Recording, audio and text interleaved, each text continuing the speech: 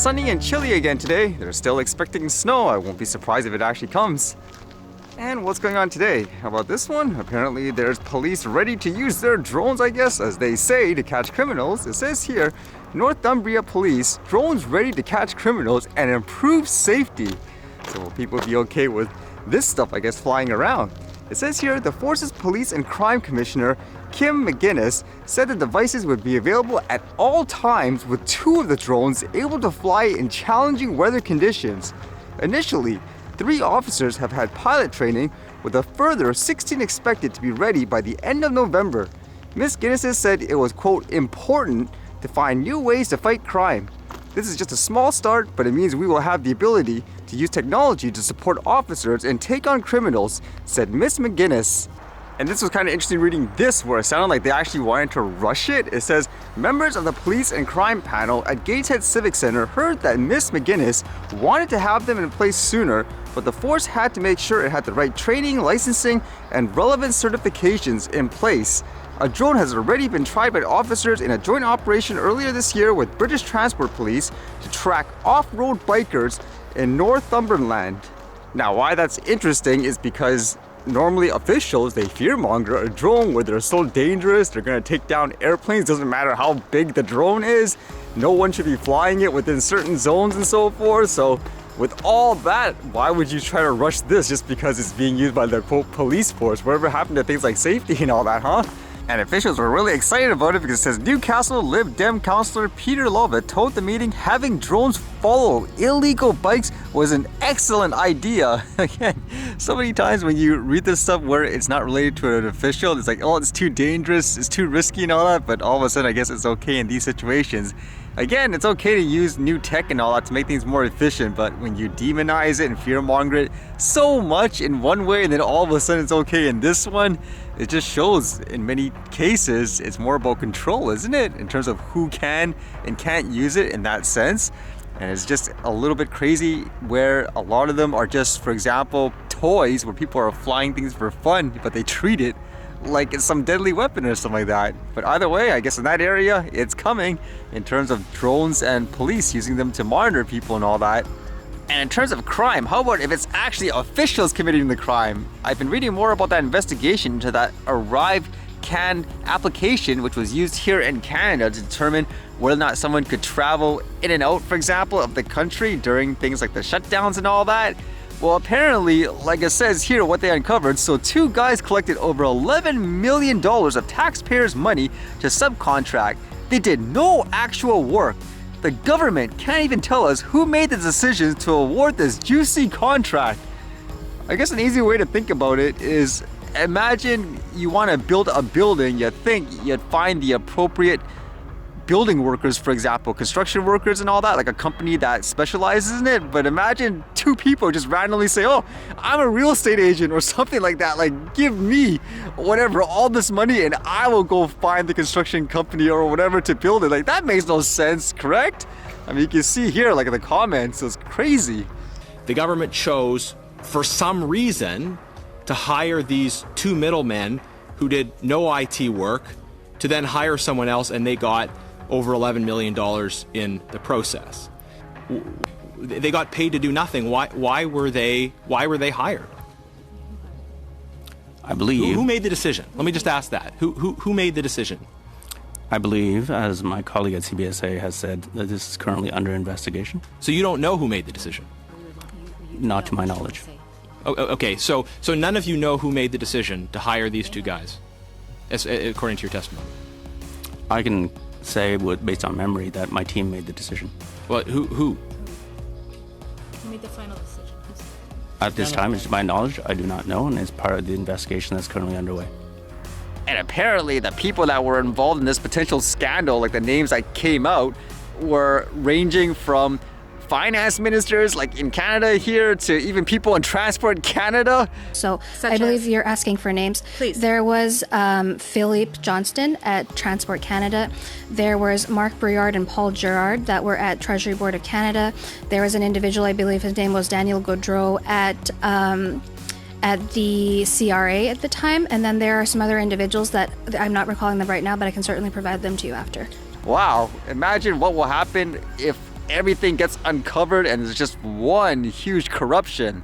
But then again, if it's really that corrupt, are they really going to be punished? Because I would imagine the people that are supposed to enforce it would be, quote, corrupt as well, huh? Crazy either way. And I was reading this, which was kind of interesting, as for some reason this was trending today. It dealt with one of the biggest creators here on YouTube called Mr. Beast. And apparently there was a video before where they gathered up a lot of popular creators to do some kind of contest for $1 million, I believe. And there was one person that posted this today alleging that she actually came in third, but they completely edited her out. So I was like, what? What's going on here? It says here from a Rosanna Pansino, I've been allowing others to treat me poorly in private for many years and I'm fed up. I'm going to start standing up for myself and finding my voice. To my understanding, I believe she got big because she created things like desserts based out of video game characters and all that. It says here, Mr. Beast lied and edited me out of the top 3 in the Creator Games 3. Saying here, I had participated in Creator Games 1 and 2 and was excited to be part of YouTube's Creator Games 3, Hide and Seek at SoFi Stadium. After filming had wrapped, I truly couldn't believe how well I did at the competition and was proud of what I achieved. I had placed third. But here is the interesting part, because it says here, when the video was released, I was shocked, disappointed, and felt hurt. Mr. Beast had edited the video to make me look like I performed worse than I did. This was extra upsetting because I genuinely believed him when he said that his videos are, quote, authentic and real. He edited the video to look like the final 3 people were Larry, Logan Paul, and Zach King. The final 3 people were actually Zach, Quack Kitty, and myself. So with all this happening, as she alleges that she placed third, but during the final edit, they say she was not even there. And she even says here, which is kind of controversial, saying, despite Jimmy editing out the only female in the top 3, I was proud of what I achieved. I followed the rules of the game, gave it my all, had fun, and never gave up. They can't take that away from me.